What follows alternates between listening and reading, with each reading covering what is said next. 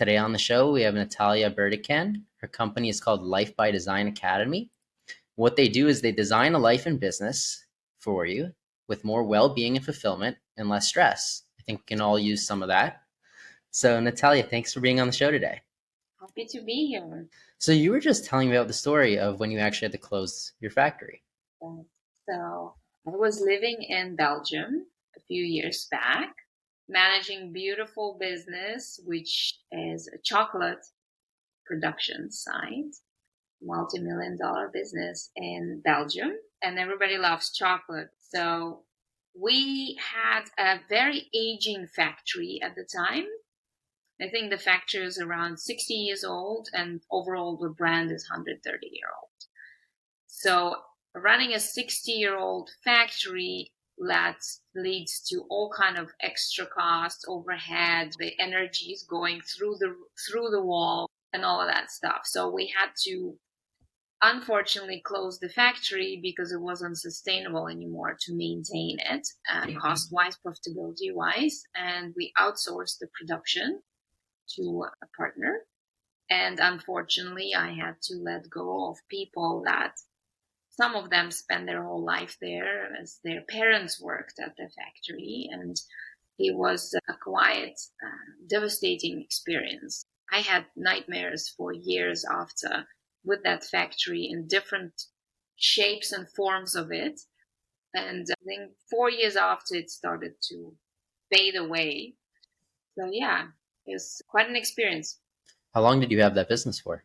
I was in it 4 years. So we outsourced the production, downsized the business, and it became a boutique company that I exited and sold and transformed my life completely from energizing people by sugar and chocolate to energizing them by their inner resource, being their energy. So I work a lot with that now. Can you share the story of the process of selling that business and exiting, having an exit? Good question. Well, first of all, it was a long decision of trying to buy another company or merge with a different company that had a production site, so we could actually move the production site to another location, so we didn't have to close the production in the country and keep. Then we were looking to build and calculated the building of the new factory, which resulted in an investment that we just couldn't allow ourselves to make. And as at the time, the debt was already quite high. We were running on a thin cash flow. So finding the supplier by looking at the supplier, the partner to outsource the production to make sure all the quality is maintained and all the processes are maintained, etc. Just copy pasting the product. And with that, we shut down the factory, and it became more of a niche company that was then put on the market for sale and to business partners. And the rest is very confidential, so I can't share it yet. It's great that you're able to, it's not great that you had to close the factory and everything, but the fact that you're able to experience the exit and get that done. So it's nice. Yeah. Always an achievement. I found the jobs for some of the key people that worked with me, and that was also a positive thing that they found a place elsewhere and in different productions and different companies, different fields. So that's important when one needs to close, that there is a continuum for people and there is a learning for everybody. As hard and devastating it can be, it was a great opportunity for us to work together as a team to make things happen, to be there till the end, and definitely a great learning experience for sure. Did Life by Design come next? Was that the venture after? Yes, that did. So I've actually gone through whole transformation and re-education, as I come from a business background, and I went into coaching and I got certified in coaching, professional coaching, energy leadership coaching, performance, well-being. Also yoga trainer. I became a yoga trainer, breathwork trainer. So I've gone a complete 360 in the sense of, the industry, really going more into conscious leadership and health, well-being, and bringing that to people and to their businesses, to their teams. Do you think the experience of what happened in that first business inspired this new one?